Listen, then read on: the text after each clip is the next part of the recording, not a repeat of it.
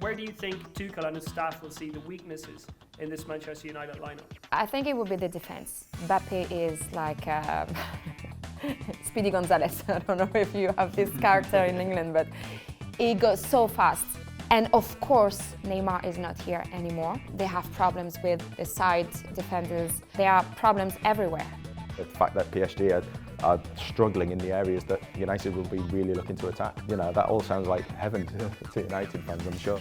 Welcome to Goal's preview show ahead of Manchester United's clash with Paris Saint-Germain in the last 16 of the Champions League, the first leg of which takes place here at Old Trafford on Tuesday night. I'm joined to preview the game by Chris Vokes, who's our Manchester United correspondent, and Sabrina Belalmi, who's come over from Paris. Bonjour. And she's our Paris Saint-Germain correspondent. They're going to look at the game alongside me. Sabrina, 6 weeks ago or so when this draw was made, I predicted that this would be an easy victory for Paris Saint-Germain. Manchester United were in so much trouble. Jose Mourinho was, well, hanging on by a thread, and everything was going so right for Paris Saint-Germain. But am I right in saying that the feeling around the two clubs at the moment is a little bit different on the eve of this game than it was when the draw was made? More than a little bit. This is football, of course. When the draw came out, of course, we were all thinking that PSG are going to win easily. But thing is that Manchester United have changed their coach, first of all. So they are like, Chris Vokes is going to talk about this, but they're changing their faces. While PSG is starting the year like with a lot of difficulties. They are out of the League Cup in France. They were beaten by Guingamp, the 18th team in the French Ligue 1, and they were beaten by Lyon last week. It was the first defeat of the season, but still, it's not a good timing. And of course, Neymar is not here anymore. He's injured. He's going to be non-available for 10 weeks minimum. So, of course, now it's a big mess in Paris Saint-Germain. And we can see now all the difficulties in every area on the field in PSG. Like, midfielders are not good because Verratti is not here anymore. He's injured. So he was supposed to come back and he got injured again. So he couldn't come back on time. So even if he plays against Manchester United, is not going to be on the rhythm, a good rhythm. And of course, they have problems with the side defenders, the defense, even the central defenders. It's like there are problems everywhere. And as PSG faced those nightmares, Chris, right at the wrong time of the season, things really couldn't be coming together any better for Manchester United under their caretaker manager, Ole Gunnar Solskjaer. Yeah, it's almost flipped completely on its head, the tie, hasn't it? All of the problems that Sabrina was talking about for PSG, they're the ones that United had in December, pretty much. A lot of them self-inflicted in terms of the way that the manager was using players, but they weren't playing well at all. He wasn't getting the best out of players. They were lacking in a lot of areas. Right now under Solskjaer, they're succeeding in playing football on their terms, and which are attacking, exciting terms. They're terms that are encouraging their better players to play their best football as well. You've got the likes of Pogba and Rashford really on the top of their form, which they certainly weren't. At least Pogba wasn't in early December when the draw was made. Rashford was just about getting there at that time. But, as you say, when we looked at the draw, there was just no chance for United. And I wouldn't say there's no chance for PSG now, but I'd say United are quite healthy favourites going into the game. Is it so simple, Chris, to say that United's turnaround is totally to do with the fact that Jose Mourinho is no longer here and Ole Gunnar Solskjaer has come in? It's a little bit simplistic, but that's largely what's happened, because Solskjaer was always going to get a bit of a leg up by just not being Jose Mourinho, because there was such a culture beyond even the players.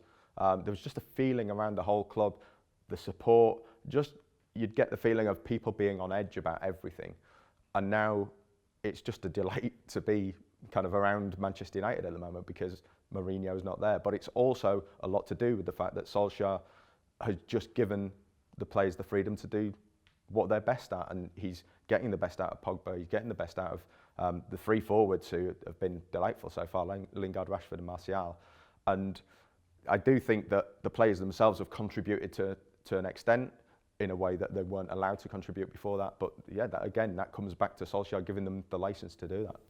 Sabrina, what kind of psychological blow was it to lose Neymar for Paris Saint-Germain? We saw him at his birthday party last week, which is usually such a joyous occasion for him, but he was crying up on stage when he was making his speech, and it's clear that he feels somewhat depressed about the situation himself. But what effect has it had on the team? Because he really has become more of a team player this year under Thomas Tuchel, and he's had such a great effect on the team when he played.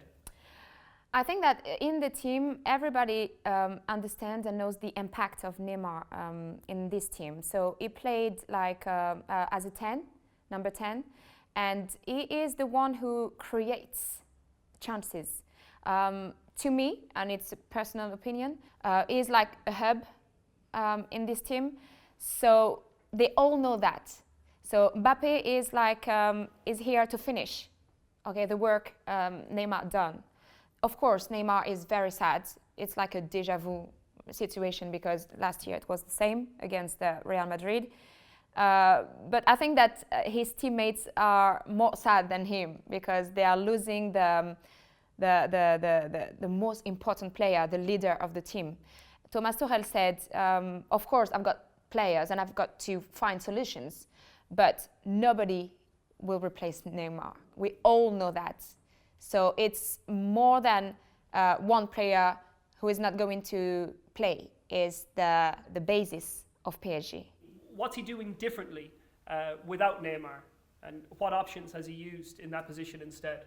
Well, he has to find someone who is able to create the chances. So he's got Di Maria, but Di Maria is not regular enough. He can be very good, he can play very good, but he can play badly also. So he's not Sounds familiar, Chris? Yeah, so he's not good enough. He's not as Neymar's level, so he's not good enough to replace Neymar. He's got Draxler also.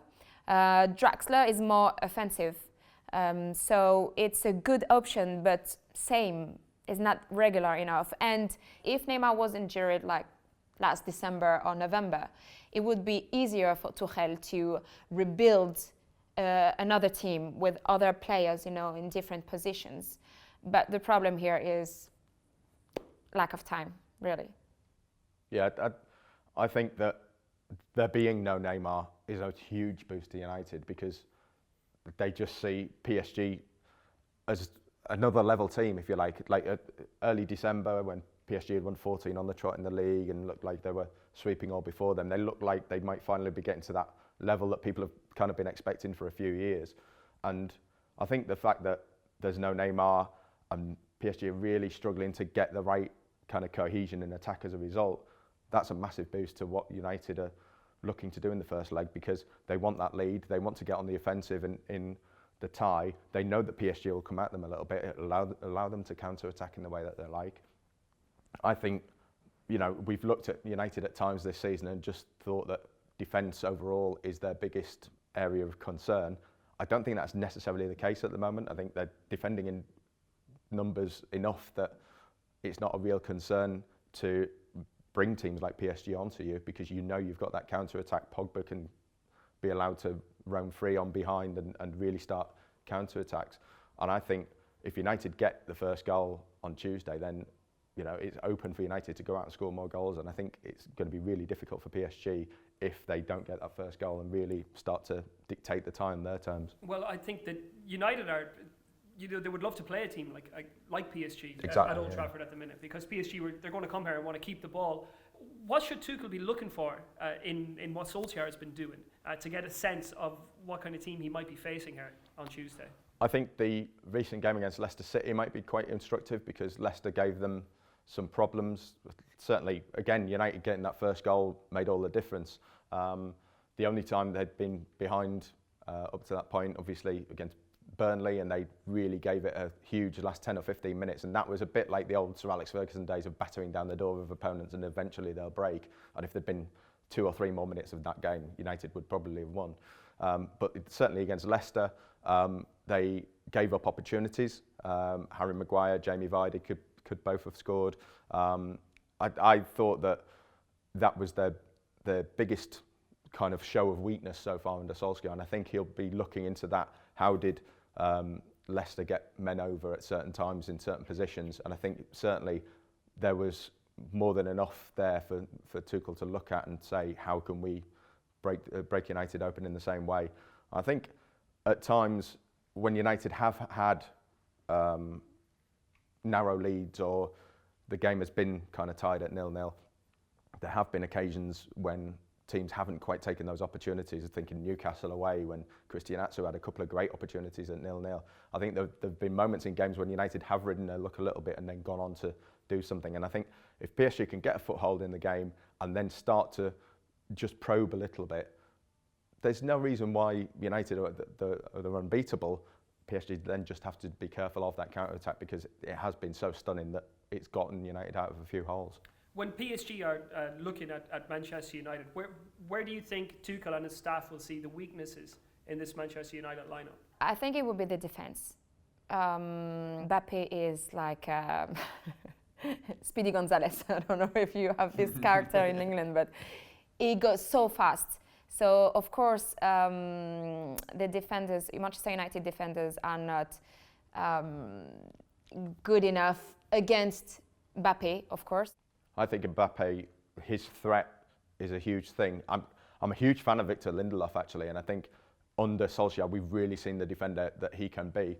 But that's partly because of the extra protection United now have in defence. They're willing to commit numbers at the back, but also spring forward, and that in itself gives the defence a bit more respite as well.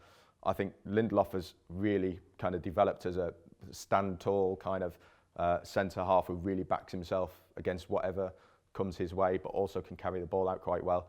Mbappe's a massive threat, but again, I don't think he's quite the threat that he would be if he was playing United 2 months ago, or if Neymar was in there pulling the strings that little bit more. How is he playing this season for people in the UK who don't watch PSG every week? How has Kylian Mbappe been doing this season after winning the World Cup with France? Well, he's the best scorer in the French Ligue 1 so far. So that means that he's doing his job.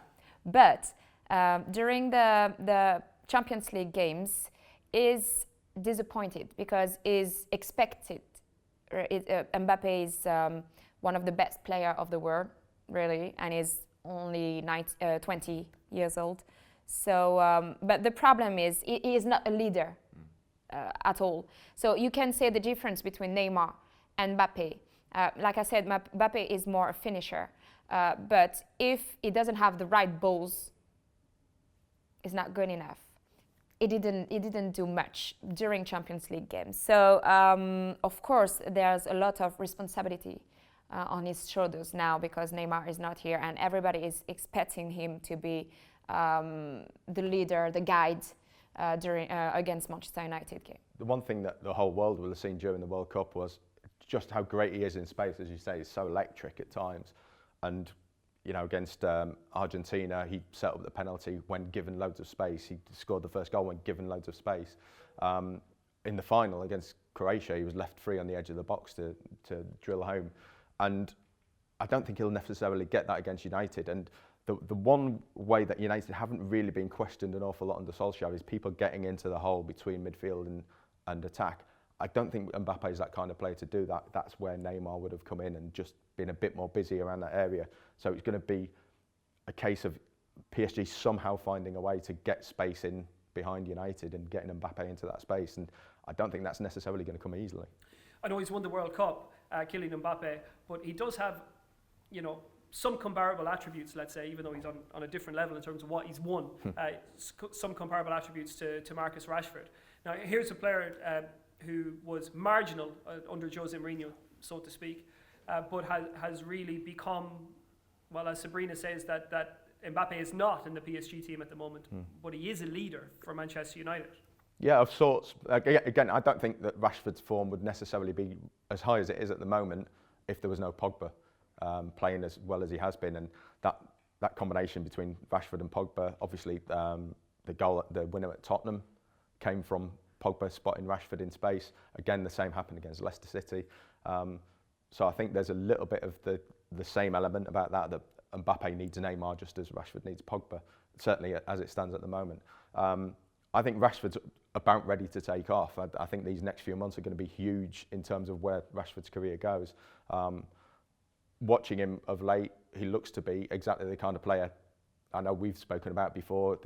Like he could really kick onto that next level. I think he's getting there. But when it comes to actually winning big trophies on the back of Rashford performances, that's not happened yet. He's scored 4 Champions League goals in his career so far. He scored 1 Europa League semi-final goal and 1 Europa League quarter-final goal, and other than that, he's not got a great record in the latter stages of any tournament, even the FA Cup. So I think that's got to develop. He's got to kick on in terms of delivering on the big stage. But there's no bigger opportunity to do that than PSG at Old Trafford. Are PSG worried about this game now? Yes, because there are 2 problems. First, of course, Neymar, the biggest problem, and also Marco Verratti. There is a big problem in the midfield of PSG because they don't have players. Adrien Rabiot, has problems with the club, so he can't play anymore, even if he's in the list. He won't play. He won't play, but is in the list, in case of. So they don't have Adrien Rabiot. They only have 1 player, a real midfielder, who is Marco Verratti. But Marco Verratti got injured, like I said. So even if he plays against Manchester United, he's not going to be at 100%. And they've got problems also with the sides, the Bernat and Kerrer. Thilo Kerrer is a central defender, okay? But Tuchel put him on the right side. On the left side, you've got Juan Bernat.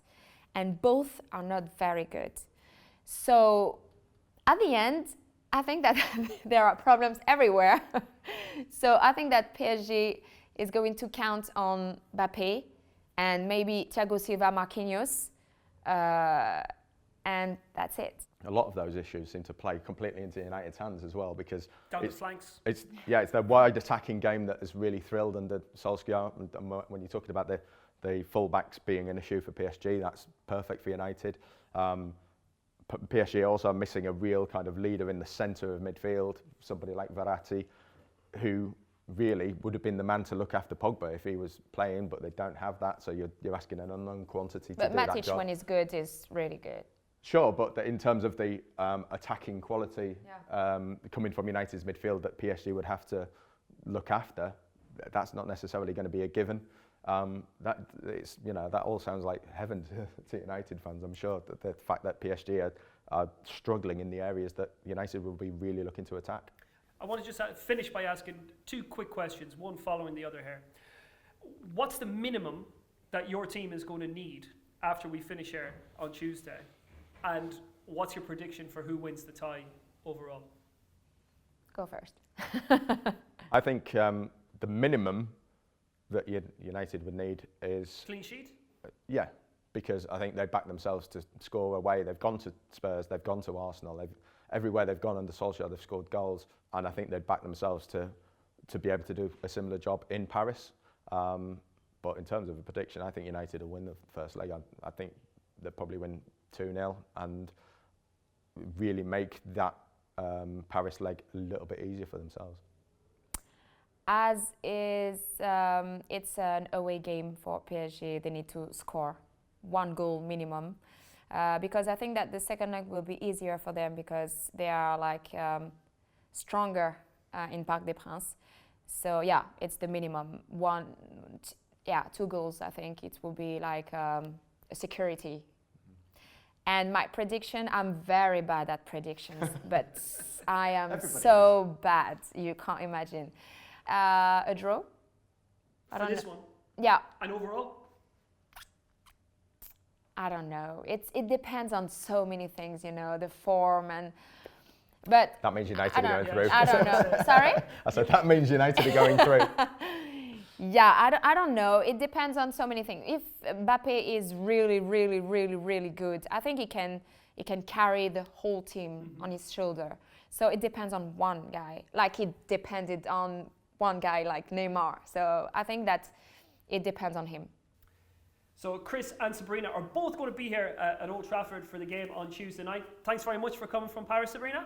Merci beaucoup. Chris, thank you for making your way on the tram out here at Old Trafford. Thanks.